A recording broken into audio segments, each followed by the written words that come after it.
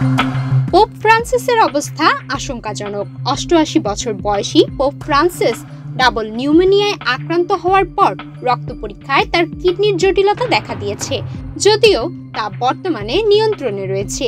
সোমবার ২৪ ফেব্রুয়ারি মার্কিন সংবাদ মাধ্যম CNN এর এক প্রতিবেদনে এ তথ্য জানানো হয়েছে।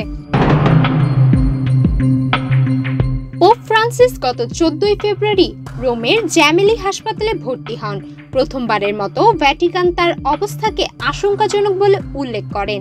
ভ্যাটিকান জানায় পোপের অবস্থা আশঙ্কাজনক রয়ে গেছে, তবে তার আর শ্বাসকষ্টজনিত সমস্যা দেখা দেয়নি। ভ্যাটিকানের বিবৃতিতে আরও বলা হয়েছে, রক্ত পরীক্ষায় পোপের কিডনির কার্যকারিতার প্রাথমিক ও হালকা সমস্যা ধরা পড়েছে, যা বর্তমানে নিয়ন্ত্রণে রয়েছে। চিকিৎসাগত জটিলতা এবং ওষুধের প্রভাব দেখার জন্য প্রয়োজনীয় সময়ের কারণে তার অবস্থা সম্পর্কে পূর্বাভাস এখনও সতর্কমূলক পর্যায়ে রয়েছে। পোপ সজ্ঞানে এবং সুস্থ মস্তিষ্কে রয়েছেন। তাকে নাকের নিচে একটি নলের মাধ্যমে হাই ফ্লো অক্সিজেন থেরাপি দেওয়া হচ্ছে।